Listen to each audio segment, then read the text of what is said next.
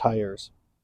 You've got summer, winter, all weather, all terrain. With so many options, it's complicated sometimes to understand what you're looking at. In this video, I'm going to explain to you all the basics about tires. Stay tuned.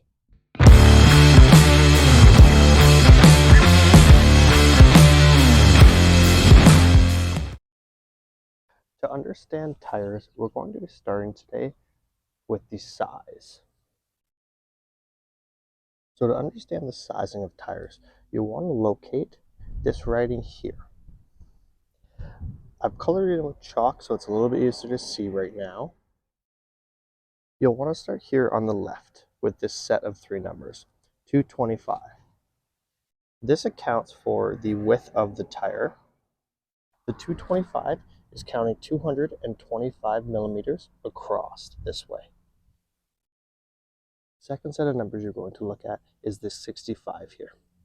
So this is accounting for the height of the tire. So on this tire, it's 65 millimeters.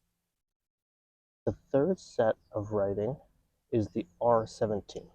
This is indicating what size the actual rim is that your tire is on. Now that we've got a basic understanding of the tire size, we're going to move into the next grouping of writing, 102H. I'm going to put two charts on the screen here. We're going to start with the 102 first. This is indicating the max amount of weight that the tire is rated for. 102 stands for 1,874 pounds. Now the H, this is indicating the max speed for this tire. For H, it stands for 210 kilometers or 130 miles per hour. For the final grouping of writing here, M plus S. This one's pretty simple. It stands for mud plus snow. This is just indicating that this tire can be used in the rain or in light mud conditions. Now that we've gone over the general understanding of the size of the tires, the next thing we're going to look at is the DOT code. This is the DOT code here. DOT stands for Department of Transportation. It'll generally be followed by 4 and then another 3. And then in the little circle here, you'll have 4 sets of numbers. This grouping of letters and numbers here will change depending on the tire manufacturer. So for these first two, JU, it stands for the plant code. MJ will stand for the tire size. HAJ will stand for the tire manufacturer. The final grouping of numbers here will be inside this little circle.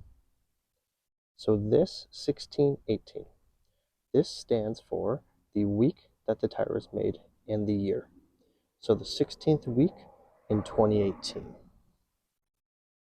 For the last bit, we're going to take a look at winter tire designation and tread depth.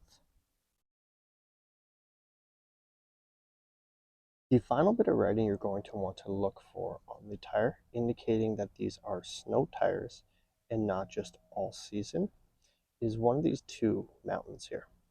You'll look for this 3-point mountain or the 3-point mountain with this snowflake. There's a difference between snow tires and all seasons rated M plus S.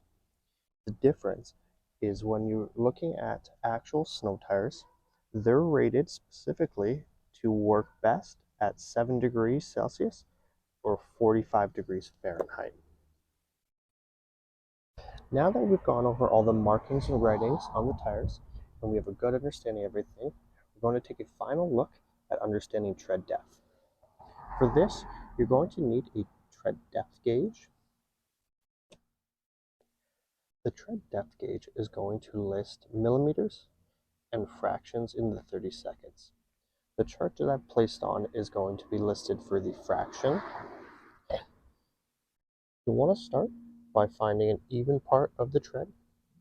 You'll push down, make sure the gauge is fully touching the tire. I like to apply a little bit of pressure in the back to hold, and then I'll spin around and see where I land on the gauge. For this, I've landed at 8:30 seconds. From viewing the chart and the tread depth gauge, I know that these winter tires still have good life left on them. Now that we've gone over all the markings and writings, you should have a good understanding of all tire basics. If you found this video useful, like, comment, and subscribe. Thanks for watching.